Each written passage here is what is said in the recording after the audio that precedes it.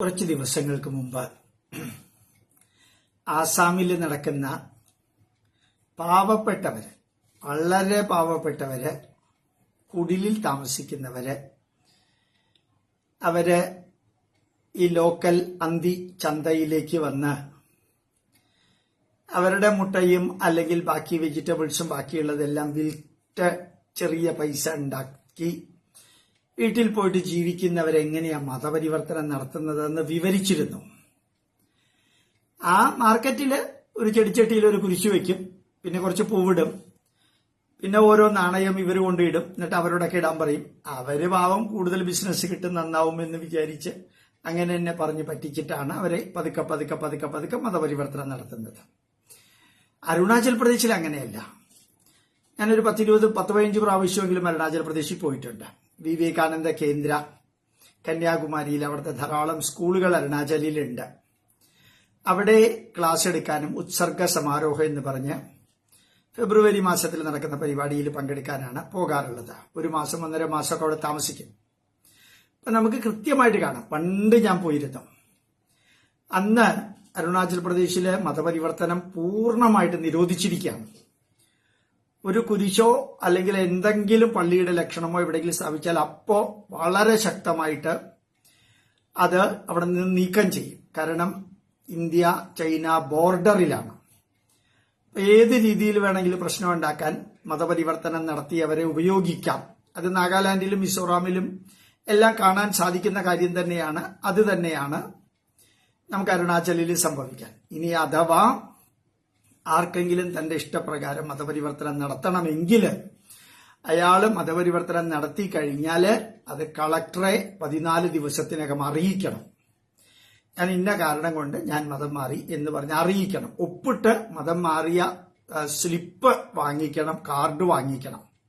അത്രയ്ക്കും സ്ട്രിക്റ്റ് ആയിരുന്നു അവിടെ മതപരിവർത്തനം. അരുണാചൽ പ്രദേശിലെ ദൈവം എന്ന് പറയുന്ന സൂര്യചന്ദ്രന്മാരാണ്. ഡോണി പോളോ എന്നുള്ളതാണ്. ഇറ്റാനഗറിലെ പുതിയ എയർപോർട്ടിന് പേരിട്ടിരിക്കുന്നതും ഡോണി പോളോ എന്ന് തന്നെയാണ്. സൂര്യചന്ദ്രന്മാര് എന്ന അർത്ഥത്തിലാണ്. പൂർണ്ണമായിട്ടും ഹിന്ദുക്കൾ തന്നെയാണ്. നോൺ വെജിറ്റേറിയൻ നല്ലോണം കഴിക്കും, പക്ഷെ ഹിന്ദുക്കൾ തന്നെയാണ്. അരുണാചലം എന്ന പേര് തന്നെ വളരെ ഉജ്ജ്വലമായിട്ടുള്ള ഒരു ഹൈന്ദവ നാമമാണ്. അവിടെ പതുക്കെ പതുക്കെ പതുക്കെ ചെറിയ ചെറിയ അമ്പലങ്ങളുണ്ട്. ശിവന്റെ അമ്പലങ്ങളും അതുമാതിരിയുണ്ട്. അവിടെ ഈ കേരളത്തിലെ ക്രിസ്ത്യാനികള്, അവരെ കേരളത്തിലെ ക്രിസ്ത്യാനികൾ എന്ന് വെച്ചാൽ ഒരു വിവരവും ഇതും ഇല്ലാത്തവരാണ് കൂടുതലും. അവിടെ ചെന്ന് അവർക്ക് ലാൻഡൊന്നും വാങ്ങിക്കാൻ പറ്റില്ല, പക്ഷെ ഏത് ഉത്തരവാദിത്വം വേണമെങ്കിലും ഏറ്റെടുക്കാം. നല്ല കഴിവുള്ളവരും ഉണ്ട്. അരുണാചൽ പ്രദേശിലെ മുഖ്യമന്ത്രിയുടെ സെക്രട്ടറി, അവിടുത്തെ ഡിപ്പാർട്ട്മെന്റൽ സെക്രട്ടറി, IAS കാരൊക്കെ ധാരാളം പേരുണ്ട്. പക്ഷെ കുറച്ച് ക്രിസ്ത്യാനികളും ഉണ്ട്. അത് കച്ചവടം നടത്താനും ബാക്കി പലതിനുമായിട്ട് പോവാണ്. സ്കൂൾ നടത്താനില്ല. സ്കൂൾ നടത്തരുതെന്ന് പറയാൻ സാധിക്കില്ല, പക്ഷെ സ്കൂളിലൂടെയാണ് ഈ കൺവേർഷൻ. അമ്പലത്തിന്റെ മുമ്പിലൊക്കെ ശിവ കിൽസ് ജീസസ് സേവ്സ് എന്ന് പറഞ്ഞ് എഴുതി വയ്ക്കും. ശിവൻ കൊല്ലുന്നു, യേശു രക്ഷിക്കുന്നു. ശിവ കിൽസ് ജീസസ് സേവ്സ് എന്ന് പറഞ്ഞു. പിന്നെ ഏതൊക്കെ തട്ടിപ്പ് സാധിക്കും ആ തട്ടിപ്പുകളെല്ലാം അവരവിടെ ഇംപ്ലിമെന്റ് ചെയ്യുന്ന കാണാം. അത്ഭുതം തോന്നും നമുക്ക്. ഓരോ ഗ്രാമത്തിലും ഗ്രാമാധിപന്റെ അടുത്ത് പോകും. അവന് ധാരാളം പൈസ കൊടുക്കും, അധികാരം കൊടുക്കും, അവനെ നേതാവാക്കും, അവനെ വലിയ വലിയ ഉത്തരവാദിത്വം കൊടുക്കും. അവന്റെ വീട്ടിലേക്ക് പല പല ആൾക്കാർ വരും, ഈ ലോഹയിട്ട ആൾക്കാരൊക്കെ വരും. അവനൊരു വലിയവനാണെന്നൊരു തോന്നലുണ്ടാക്കും. എന്നിട്ട് പതുക്കെ അവന്റെ കൂട്ടത്തിലുള്ള ഗ്രാമത്തിലുള്ള എല്ലാത്തിനെയും മതം മാറ്റും. എല്ലാവരെയും മതം മാറ്റും. അത് ഏതൊക്കെ ചതിയാണ് എവിടെയൊക്കെ പറ്റിയത് അവിടെയൊക്കെ ഉപയോഗിക്കും. അതേപോലെ അവിടെ രാമകൃഷ്ണ മിഷന്റെ വലിയൊരു ഹോസ്പിറ്റൽ ഉണ്ട്. അവിടെ ഈ പാവങ്ങളെ എല്ലാവരോടും പറയും, ദവാ ഉദർസേ ദുവാ ഇദർസേ. മരുന്ന് രാമകൃഷ്ണ ആശ്രമത്തിലെ ഹോസ്പിറ്റലിൽ നിന്ന് മേടിക്കണം, ഈശ്വരാനുഗ്രഹം നമ്മളുടെ അടുത്ത് വന്ന് മേടിക്കണം. ദവാ ഉദർസേ ദുവാ ഇദർസേ. അപ്പൊ അത് പള്ളിയിൽ പോയിട്ട് പ്രാർത്ഥിക്കണം, അത് കഴിഞ്ഞ് മരുന്ന് അവിടെ നിന്ന് വാങ്ങിക്കണം. അങ്ങനെയുള്ള തട്ടിപ്പ്. പിന്നെ പല സ്ഥലത്തും സാവധാനത്തിൽ സോണിയാഗാന്ധി കോൺഗ്രസിന്റെ പ്രസിഡന്റൊക്കെ ആയപ്പോ 2 പട്ടികകൾ കൂട്ടിച്ചേർത്ത് ആണിയടിച്ച് കുരിശാക്കി എല്ലാ സ്ഥലത്തും വെക്കാൻ തുടങ്ങി. എല്ലാ സ്ഥലത്തും എത്ര ആയിരക്കണക്കിന് കുരിശുകളാണ് അരുണാചൽ പ്രദേശിൽ വന്നിരിക്കുന്നത്. കാരണം വലിയ ഒരു ഓട്ടോയിൽ അങ്ങോട്ട് പോയാൽ മതി, ഒരു വണ്ടിയിൽ പോവുക, ആണിയടിക്കുക 2 പട്ടികയില്, അതവിടെ എവിടെയെങ്കിലും കുഴിച്ചിടുക. ഒരു 10 മിനിറ്റ് പോലും വേണ്ട. അങ്ങനെയാണ്. ഏതെങ്കിലും വീട്ടിൽ ആരെങ്കിലും മരിച്ചാൽ ഈ അച്ഛന്മാരും കൺവെർട്ടഡ് ക്രിസ്ത്യാനികളും അവിടെ ചെല്ലും. ആ മരിച്ച് ദഹിപ്പിച്ച സ്ഥലത്തിരുന്ന് പ്രാർത്ഥിക്കും. അപ്പൊ അവിടെയുള്ള ഹിന്ദുക്കൾ പറയും വേണ്ട, പ്രാർത്ഥിക്കൊന്നും വേണ്ട. അല്ല, പ്രാർത്ഥിച്ചില്ലെങ്കിൽ ഈ മരിച്ച ആളുടെ ആത്മാവ് നിങ്ങളെ ശല്യം ചെയ്യും. അപ്പൊ ഞങ്ങളെ വിളിച്ചു കഴിഞ്ഞാൽ ഞങ്ങൾ വരില്ല. ഈ ആത്മാവിനെ യഥാർത്ഥത്തിൽ യേശുവിൽ അലിയിപ്പിക്കണം, ജീസസിൽ അലിയിപ്പിക്കണം. പിന്നെ അവരെ പേടിച്ചിട്ടൊന്നും പറയില്ല. ബാക്കിയുള്ളവരും പറയും സാരമില്ല, പോട്ടെ, എന്തെങ്കിലും ചെയ്തോട്ടെ എന്ന്. അത് കഴിഞ്ഞ് ഈ മരിച്ച് ദഹിപ്പിച്ച സ്ഥലത്ത് കുരിശ് വെക്കും. എന്നിട്ട് ആ കുരിശിന് വിളക്ക് വെക്കാൻ പറയും. ഇല്ലെങ്കിൽ ഈ മരിച്ച ആളുടെ ആത്മാവ് നിങ്ങളെ ഉപദ്രവിക്കുന്നു പറയും. ഇങ്ങനെ നമുക്കൊന്നും ചിന്തിക്കാനേ പറ്റില്ല എങ്ങനെയാണ് ഈ പാവങ്ങളെ നല്ല റിച്ചാണ് അവര്, ബാക്കിയുള്ളവർക്ക് അവിടെ നിന്ന് ലാൻഡൊന്നും വാങ്ങിക്കാൻ പറ്റില്ല. ഈ പാവങ്ങളെ പറ്റിക്കുന്നത് എല്ലാ തരത്തിലും പറ്റിക്കും. എല്ലാ തരത്തിലും എന്ന് വെച്ചാൽ നമുക്ക് ചിന്തിക്കാൻ പോലും സാധിക്കാത്ത രീതിയിൽ പറ്റിക്കും. ഭാര്യയെ കൺവെർട്ട് ചെയ്യും ഭർത്താവില്ലാത്ത സമയത്ത്. എന്നിട്ട് ആ വീട് മുഴുവനും കൊളാക്കും. എന്നിട്ട് അവസാനം ഭർത്താവ് ഗതിയില്ലാതെ ഭർത്താവും കൺവെർട്ട് ചെയ്യും. ഈ ഭാര്യയും ഭർത്താവിനെ ഇങ്ങനെ മാറ്റി മാറ്റി കൺവെർട്ട് ചെയ്തിട്ട് ചെയ്യുന്ന കാര്യങ്ങൾ കണ്ടു കഴിഞ്ഞാല് ഇത് ഇന്ത്യയിൽ തന്നെ, ഇത് ലോകത്തിൽ ഇങ്ങനെ നടക്കുമോ എന്ന് തോന്നും. പിന്നെ നിയമമുണ്ട്, കൺവെർട്ട് ചെയ്ത് കഴിഞ്ഞാല് 14 ദിവസത്തിനകം കളക്ടറെ അറിയിക്കണം എന്നുള്ളത്. അത് സോണിയാഗാന്ധി നേരെ ഇടപെട്ടിട്ട് ചെയ്തത് ഈ 14 ദിവസത്തിനകം എന്നുള്ളത് അങ്ങോട്ട് മാറ്റി. കൺവെർട്ട് ചെയ്ത് കഴിഞ്ഞാല് കളക്ടറെ അറിയിക്കണം എന്നുള്ളതാക്കി. എന്ത് സിമ്പിളാന്ന് നോക്കിയേ. അപ്പൊ കൺവെർട്ട് ചെയ്ത് കഴിഞ്ഞാൽ കളക്ടറെ അറിയിക്കണം. ഇനി ആരെങ്കിലും ചോദിച്ചു വിചാരിക്കും എന്താ കളക്ടറെ അറിയിക്കാത്തത്? ഞാൻ അറിയിച്ചോളാം, ഞാൻ ആവുമ്പോ അറിയിച്ചോളാം, ഇത്ര ദിവസത്തിനകം വേണമെന്ന് നിർബന്ധമൊന്നുമില്ലല്ലോ. അപ്പൊ ഇവര് ഒരിക്കലും അറിയിക്കില്ല. ആ 14 ദിവസം എന്ന് മാറ്റി ആ സോണിയയുടെ ഇറ്റാലിയൻ ബുദ്ധി ഒന്ന് ആലോചിച്ച് നോക്കാം. അവരാണ് യഥാർത്ഥത്തിൽ അരുണാചൽ പ്രദേശിലെ 8 ലക്ഷത്തിലെ ഏതാണ്ട് 6 ലക്ഷത്തിനെ കൺവെർട്ട് ചെയ്തത്. ഇപ്പോ RSSന്റെയും BJPയുടെയും വർക്ക് നല്ലോണം നടക്കുന്നുണ്ട്. കുറേ വ്യക്തികളെ തിരിച്ചു കൊണ്ടുവരാൻ സാധിച്ചിട്ടുണ്ട്. തിരിച്ചു കൊണ്ടുവരുമ്പോ തന്നെ അവര് ക്രിസ്ത്യൻ പ്രാർത്ഥനയും പള്ളി പോക്കും ഉണ്ടെങ്കിലും കുറെയൊക്കെ ഹിന്ദു കാര്യങ്ങളും ഡോണി പോളോയി എന്ന സൂര്യചന്ദ്രന്മാരെ ആരാധിക്കലൊക്കെ ഉണ്ട്. കുട്ടികളെയൊക്കെ മിക്കവാറും പഠിപ്പിക്കുന്നത് വിവേകാനന്ദ കേന്ദ്ര വിദ്യാലയയിലാണ്. അവരൊരു ഷെഡ്യൂൾ ട്രൈബാണ്. അപ്പൊ ധാരാളം പൈസയൊക്കെ ഉണ്ട്, ഭക്ഷണത്തിനൊന്നും ഒരു ക്ഷാമമൊന്നുമില്ല. അവർക്ക് നല്ല രീതിയിൽ ജോലി കിട്ടുമ്പോഴും നല്ല രീതിയിൽ റിസർവേഷൻ ഉണ്ട്. ചെറിയ ജോലിയെ അവർ ചെയ്യുള്ളൂ, ഒരു കാര്യമായിട്ട് ജോലിയൊന്നും ചെയ്യില്ല. അതിനൊക്കെ മലയാളികളാണ്. അവരൊക്കെ കൺവേർഷനാണ് പ്രധാനമായിട്ടുള്ള ജോലി. ഈ രീതിയില് അതുമാത്രമല്ല, അരുണാചലികളുടെ ആഘോഷങ്ങളിലെല്ലാം ഇവര് നുഴഞ്ഞു കയറി അവിടെ മുഴുവനും ഈ ക്രിസ്ത്യൻ പാട്ടുകൾ പാടും. അവർക്ക് അറിഞ്ഞൂടാ ഇത് എന്ത് പാട്ടാന്നുള്ളത്. മലയാളം അവർക്ക് അറിഞ്ഞൂടാ. ക്രിസ്ത്യൻ പാട്ടുകൾ പാടും. ക്രിസ്ത്യൻ എന്താ പറയാ, ഓരോ തരത്തിലുള്ള ഡാൻസുകൾ കളിക്കും. എന്നിട്ട് അവരുടെ ഡാൻസ് എന്ന് വെച്ചാൽ ബ്യൂട്ടിഫുൾ ട്രൈബൽ ഡാൻസാണ്. അതൊക്കെ മാറ്റി ഈ രീതിയിലാക്കും. അവർക്ക് വീട് വെച്ച് കൊടുക്കാൻ എന്ന് പറഞ്ഞ് കുറച്ച് പൈസ കൊടുക്കും. അത് കഴിഞ്ഞിട്ട് ആ പൈസ പുറത്തുനിന്നാ വരുന്നത്. അത് കഴിഞ്ഞ് വീട് കെട്ടി കഴിഞ്ഞിരിക്കുന്ന സ്വന്തമായിട്ട് വീട് കെട്ടിയവരുടെ ഫോട്ടോ വിദേശത്തേക്ക് അയച്ച് അതിൽ നിന്ന് പൈസ വാങ്ങിക്കും. ചില റോഡ് പണിയാനാണ്, അരുണാചൽ പ്രദേശ് ട്രൈബൽ ഏരിയ ആണ്, റോഡ് പണിയാനാണെന്നും പറഞ്ഞിട്ട് പ്രോജക്റ്റ് ഇട്ടിട്ട് വിദേശത്തേക്ക് അയക്കും. അതിന്റെ പൈസ കിട്ടിക്കഴിഞ്ഞാൽ ഒരു 3-4 മാസം കഴിയുമ്പോൾ ഗവൺമെന്റ് പണിത ഏതെങ്കിലും റോഡിന്റെ ഫോട്ടോ എടുത്ത് അയച്ചു കൊടുക്കും. അതിനൊക്കെ പൈസ ഇഷ്ടംമാതിരി കൈക്കൂലി കൊടുക്കും. കൈക്കൂലി കൊടുത്ത് കാര്യങ്ങൾ നടത്തുന്നത് അത്ര ഭീകരമായിട്ട് നമുക്കവിടെ കാണാൻ സാധിക്കും. യഥാർത്ഥത്തിൽ അരുണാചൽ പ്രദേശിൽ പോയി കഴിഞ്ഞാൽ ഒരൊറ്റ കുരിശോ ഒറ്റ പള്ളിയോ ഉണ്ടായിരുന്നില്ല. ഇപ്പൊ എല്ലാവിധ ക്രിസ്ത്യൻ വിഭാഗങ്ങളും അവിടെയുണ്ട്. ഏറ്റവും കൂടുതൽ ഇപ്പൊ കാണാൻ സാധിക്കുന്നത് പള്ളിയാണ്.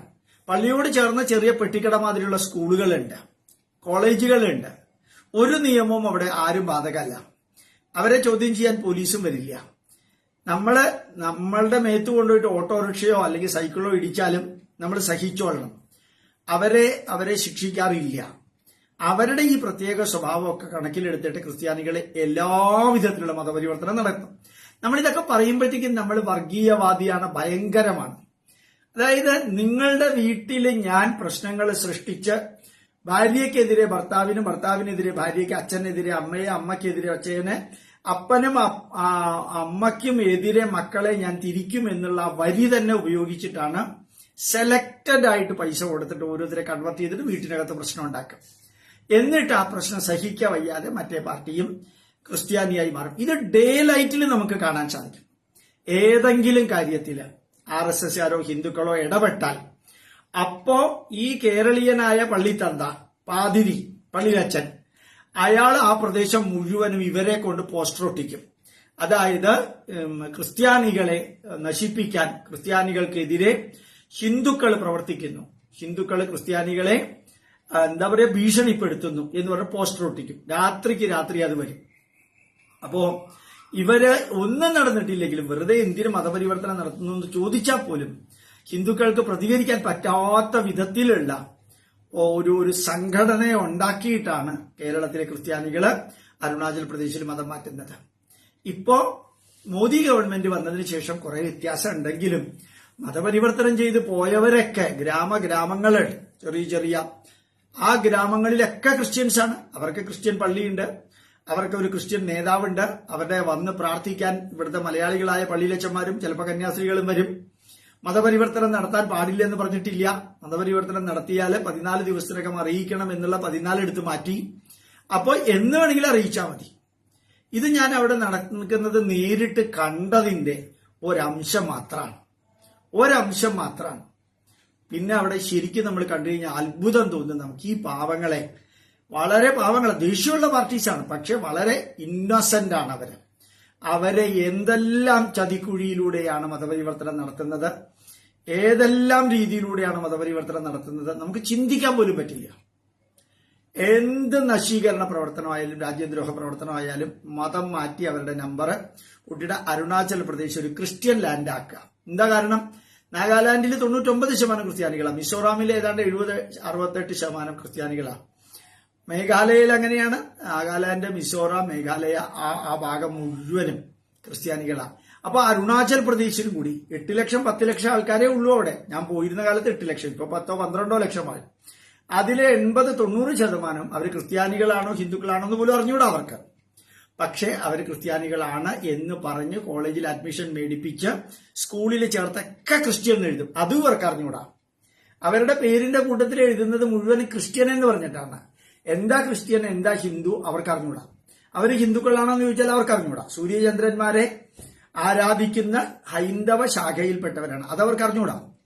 ക്രിസ്ത്യനാണ് യേശു ക്രിസ്തുവിനെയാണ് എന്ന് അവരെ പഠിപ്പിക്കും. ഒരൊറ്റ വരിയിൽ അവരെ കൊണ്ട് I am a Christian, I believe in Jesus, അത് അവരെ കൊണ്ട് പറയിപ്പിക്കും. അതിന്റെ അർത്ഥവും ചൊവ്വേ നേരെ അവർക്ക് അറിഞ്ഞൂടാ. അങ്ങനെ ഒരു ഭീകരമായിട്ടുള്ള കൺവേർഷനാണ് യഥാർത്ഥത്തിൽ അരുണാചൽ പ്രദേശിൽ 7-8-10 പ്രാവശ്യം ഞാൻ പോയിരുന്നു. അതിനേക്കാളും കൂടുതൽ പ്രാവശ്യം പോയിട്ടുണ്ടെന്ന് തോന്നുന്നു ക്ലാസ് എടുക്കാനായിട്ട് ഫെബ്രുവരി മാസത്തിൽ ഉത്സർഗ സമാരോഹത്തിൽ. ഏതായാലും ഇങ്ങനെ ഒരു മതപരിവർത്തനം ഒരുപക്ഷെ ഭാരതത്തിൽ ആരും കേട്ട് കാണില്ല. അത്രയും വികൃതമായിട്ട് വിരൂപമായിട്ട് വീട്ടിനകത്ത് ഓരോരുത്തരെ വെച്ച് തമ്മിൽ തല്ലിയിട്ട് അതിൽ നിന്ന് ഒരാളെ കൺവേർട്ട് ചെയ്തിട്ട്, ഇത് ഞാൻ നിങ്ങളോട് വീണ്ടും പറയുന്നു, ഞാനിതിങ്ങനെ പറയുമ്പോൾ ഇതൊന്നും കാണാത്തതും കേൾക്കാത്തതും ചെയ്യുന്ന ക്രിസ്ത്യാനികൾ പച്ചത്തെറി. രാവിലെ എണീറ്റാൽ ഗോപാലേഷൻ വർഗീയത തുടങ്ങും. അയാൾ വായ തുറക്കുന്നത് വർഗീയത പറയാനും അതുപോലെ ചോറ് ഊണ് കഴിക്കാനും ഭക്ഷണം കഴിക്കാനും മാത്രമാണെന്നൊക്കെ പറയും. ഇവർക്ക് ഇതൊന്നും അറിഞ്ഞൂടാ. നമ്മളവിടെ പോയി കണ്ടിട്ടുള്ളതാണ്. അവിടെ കണ്ടതിന്റെ ഒരു 10-15% പറഞ്ഞിട്ടുള്ളൂ. ഒരു പുസ്തകം എഴുതാനുണ്ട് അവിടെ യഥാർത്ഥത്തിൽ. ഓരോ പെട്ടിക്കടയുടെ കാര്യം, ഓരോ വഴിയുടെ കാര്യം, എവിടെയെല്ലാം കൊണ്ടുപോയിട്ട് ജീസസിന്റെ ചിത്രം വരച്ചോ കുരിശി ആട്ടോ എല്ലാ കടകളിലും കൊണ്ടുപോയിട്ട് ഒട്ടിക്കും. അത് മാറ്റിയാൽ യേശുവിന്റെ ശാപം കിട്ടുമെന്ന് പറയും. മരണാനന്തര കർമ്മം മരിക്കുന്ന സമയത്ത് ചെയ്യുന്നത്, അതിനുശേഷം ഇവരുടെ ക്രൈസ്തവവൽക്കരണത്തിന്റേത്, കുരിശുള്ള പ്രാർത്ഥനകള്, ഈ മരിച്ച സ്ഥലത്തുള്ള പ്രാർത്ഥനകള്, പ്രാർത്ഥിക്കാനുള്ള വരികള് എല്ലാം ബിബ്ലിക്കലാണ്. പക്ഷെ ഇവർ ഹിന്ദുക്കളായിരുന്നു. സാവധാനത്തില് മറ്റുള്ളവരുടെ പ്രതിഷേധം വരാതിരിക്കാൻ പാകത്തിന് ഇവര് സ്ലോലി കൺവെർട്ട് ചെയ്യും. എന്തെങ്കിലും പ്രതിഷേധം വന്നാൽ ക്രിസ്ത്യാനികളെ അവഹേളിക്കുന്നു, അപകീർത്തിപ്പെടുത്തുന്നു, ക്രിസ്ത്യാനികൾ ന്യൂനപക്ഷ മർദ്ദനം എന്നൊക്കെ പറഞ്ഞ് ഭയങ്കരമായിട്ട് ഒച്ചയെടുക്കും, പോസ്റ്റർ ഒട്ടിക്കും. ഒന്നും ചെയ്യാൻ പറ്റാത്ത അവസ്ഥയിലാണ്. അതൊക്കെ കേരളത്തിലെ ക്രിസ്ത്യാനികളുടെ മതപരിവർത്തന ട്രെൻഡാണ് അവിടെ ഉപയോഗിക്കുന്നത്.